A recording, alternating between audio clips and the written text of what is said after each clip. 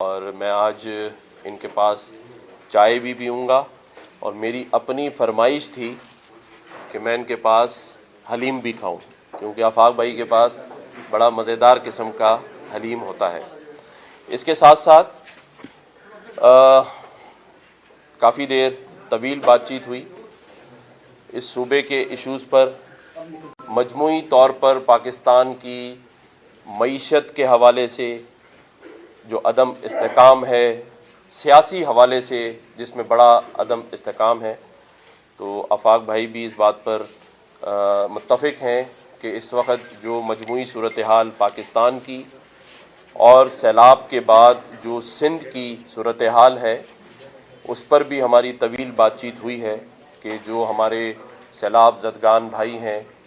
جو اس وقت بے سر و سامان اپنے گھروں سے روڈوں پر بیٹھے ہیں، ان کے لیے بھی ہم کیا مل جل کر کام کر سکتے ہیں۔ اور پھر ظاہر ہے معیشت کا شہر، روشنیوں کا شہر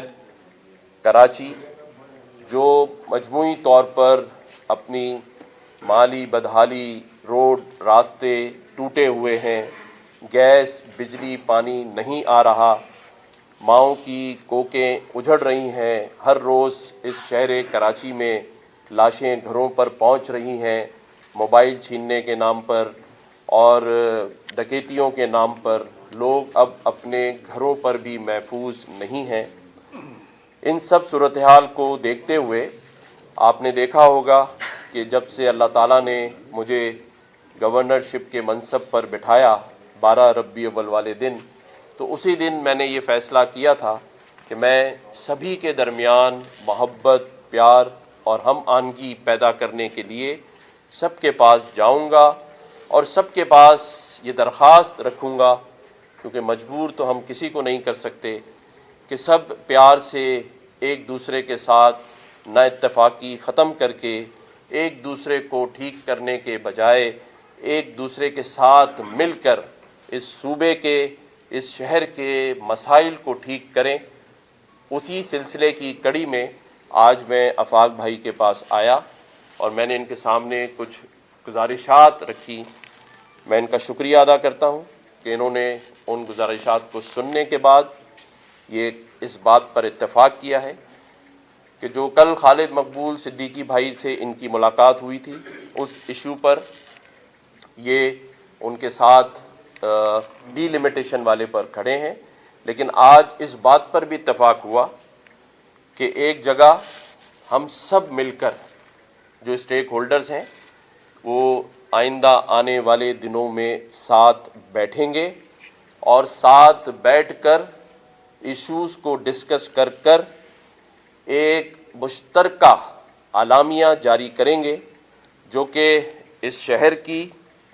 اور اس صوبے کی اور اس ملک کی بھلائی کے لیے ہوگا۔ اس پر ہم ایک مشترکہ اعلامیہ ایسا جاری کریں گے جس میں تمام ہی اسٹیک ہولڈرز اس بات پر متفق ہوں گے کہ ہم اس شہر کی معیشت کا شہر کہلانے والے شہر، روشنیوں کے شہر کی دوبارہ سے کیسے بحالی کر سکتے ہیں۔ یہ شہر مجرموں کا شہر بنتا جا رہا ہے، اس کو ہم کیسے ٹھیک کر سکتے ہیں۔ تو میں شکریہ ادا کرتا ہوں آفاق بھائی کا کہ ایک بیٹھک میں سب بیٹھیں گے ایک ساتھ،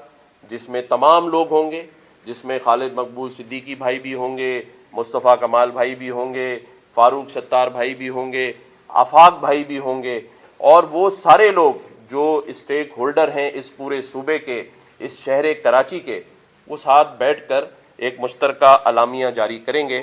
اس شعر کے ساتھ میں بات کو ختم کرتا ہوں اور پھر آفاق بھائی بات کر لیں کہ ایک عمر سے فریب سفر کھا رہے ہیں ہم، ایک عمر سے فریب سفر کھا رہے ہیں ہم، معلوم ہی نہیں کدھر جا رہے ہیں ہم۔ میں آفاق بھائی سے کہتا ہوں، شعر کے بعد آدمی کیا کہے بھائی، ہمیں بھی مطلب اس شعر میں انہوں نے لپیٹ دیا کہ ہمیں پتہ ہی نہیں کہ ہم کہاں جا رہے ہیں۔ سمت ٹھیک کر لیتے ہیں۔ ہمیں پتہ ہے کہ ہم کہاں جا رہے ہیں، اور سمت کا اگر پتہ نہیں ہوتا تو اپنی زندگی کے قیمتی ایام، سال ہم اس کاز کو نہیں دیتے۔ ظاہر سمت پتہ تھی، تبھی بلا خوف اور بغیر رکاوٹ کے بغیر کسی تذبذب کے ہم نے اس جدوجہد کو جاری رکھا ہے۔ کامران صاحب، گورنر صاحب نے مجھ سے پرانی اپنی اس خواہش کا اظہار کیا کہ سب کو ایک ہونا چاہیے، اس خواہش کا احترام، لیکن اس احترام کے ساتھ میں نے یہ گزارش کی کہ دیکھیے تمام پارٹیوں کے نظریات اپنے الگ ہوتے ہیں اور ان تمام نظریات کے ساتھ کامن ایشوز پر بیٹھنا کوئی بری بات نہیں ہے، بیٹھا جا سکتا ہے، لیکن ظاہر ہے کہ میرا تعلق مہاجر قومی موومنٹ سے ہے اور میرا بنیادی اختلاف جس زمانے میں خالد مقبول صاحب نے یا فاروق ستار صاحب نے یا اور رفقا نے جو ان کے ہیں، انہوں نے الطاف حسین سے علیحدگی اختیار نہیں کی تھی، اس سے پہلے میرا الطاف حسین صاحب سے اس مہاجر لفظ سے دستبردار ہونے پر اختلاف ہوا تھا۔ تو ظاہر ہے کہ میں اس معاملے میں کہیں کوئی لچک دکھانے کی ضرورت محسوس نہیں کرتا، اس لیے کہ میرے ساتھ میرے جو عوام کے جذبات اور خواہشات ہیں میں ان کا ہمیشہ احترام کرتا ہوں۔ میں اس معاملے میں تو میں نے معذرت کی ہے اور میں نے کل 2 دن پہلے بھی پریس کانفرنس میں وضاحت کر دی تھی، لیکن کامران صاحب کی اس بات سے میں 100% اتفاق کرتا ہوں کہ یہ شہر بہت بری طرح متاثر ہوا ہے سیاسی عدم استحکام کی وجہ سے۔ تو میں اس بات پر اتفاق کرتا ہوں، ان کی سجیشن کو میں نے ویلکم کیا ہے اور میں نے کہا ہے کہ اگر اس شہر کے مفادات کے لیے اور سندھ کے اربن ایریاز میں رہنے والے بالخصوص مہاجر قوم کے مفادات کے لیے اگر اسٹیک ہولڈرز کہیں کامران صاحب کی گورنر صاحب کی کوششوں سے کہیں ایک جگہ بیٹھنے میں کامیاب ہو جاتے ہیں اور کوئی مشترکہ اعلامیہ جاری کر کے ہم ان تمام طاقتوں کو جو ہمیں کمزور سمجھ کر یا اس شہر کی قیادت کو بکھرا ہوا سمجھ کر اگر وہ یہاں کے حقوق غصب کر رہے ہیں، یہاں کے معاملات سے اپنے آپ کو لاتعلق رکھ کر یہاں کے وسائل کو اپنے حلقہ انتخاب میں خرچ کر رہے ہیں تو ان کو روکا جا سکے۔ تو یہ اعلامیہ اگر جاری ہوتا ہے اور کامران صاحب کی کوششوں سے اگر وہ تمام لوگ جو اس شہر کے اسٹیک ہولڈرز ہیں، اربن ایریاز کے اسٹیک ہولڈرز ہیں، جو مہاجر قوم کے مسائل کے اوپر پریشان ہیں اور مہاجر قوم کے مسائل حل کرنے میں دلچسپی رکھتے ہیں، اگر ان سب لوگوں کو بٹھاتے ہیں اور کوئی مشترکہ اعلامیہ آتا ہے تو میں نے ان کو یقین دلایا ہے کہ میں اس کوشش میں ان کے ساتھ ہوں۔ اور کل جو خالد مقبول صاحب آئے تھے تو میں نے ان کو کہا تھا کہ کیونکہ ان کا انسٹانس کلیئر نہیں تھا اس وقت، اور ظاہر ہے وہ میں نے ان سے کہا کہ جب تک مجھے یہ معلوم نہ ہو کہ آپ فیوچر میں کیا کرنے والے ہیں اور آپ الیکشن کا بائیکاٹ کریں گے یا الیکشن لڑیں گے یا الیکشن کو آپ کسی طرح روکنے کی کوشش کریں گے، مجھے نہیں معلوم، تو میں آپ کے اس موقف کی حد تک حمایت کر رہا ہوں کہ ڈیلیمیٹیشن غلط ہے اور ڈیلیمیٹیشن دوبارہ ہونی چاہیے۔ اس سلسلے میں 9 تاریخ کو جو آپ پروٹیسٹ کریں گے تو مہاجر قومی موومنٹ آپ کے اس پروٹیسٹ میں اس لیے شریک ہوگی کہ وہ آپ کی آواز سے آواز ملا کر اس آواز کو اپنی حد تک تقویت پہنچا سکے۔ آپ تمام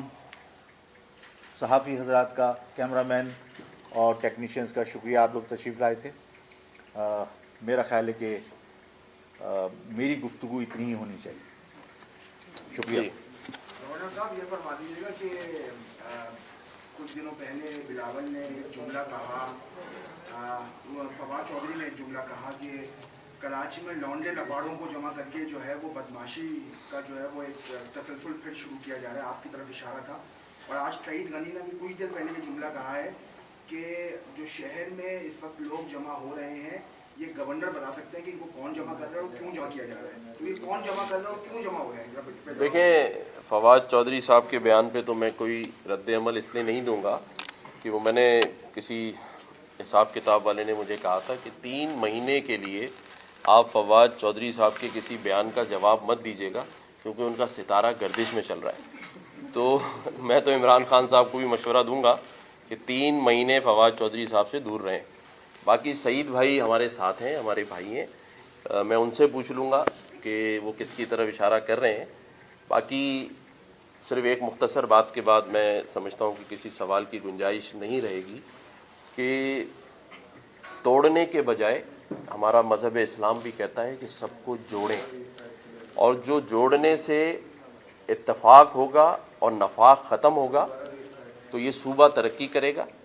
میرا کوئی مقصد سیاسی نہیں ہے، صرف ایک ہی مقصد ہے کہ اس صوبے کے لوگ آرام اور سکون سے اپنی زندگی گزاریں۔ اس وقت بے روزگاری، اسٹریٹ کرائم، گیس کا نہ ہونا، پانی کا نہ ہونا، بجلی کا نہ ہونا اور لوگوں کے ساتھ جو سلوک کیا جا رہا ہے، جو میں بار بار کہتا ہوں کہ حق نہیں دیا جا رہا، بخشش دی جا رہی ہے، تو بخشش اب نہیں چاہیے۔ ہمیں اس صوبے کے لیے خود مختاری چاہیے، اس صوبے کی ترقی کے لیے ہم سب کو مل جل کر سیاست سے ہٹ کر ایک دوسرے کا مسیحا بننا ہے، کیونکہ کوئی مسیحا ہمیں بچانے نہیں آئے گا۔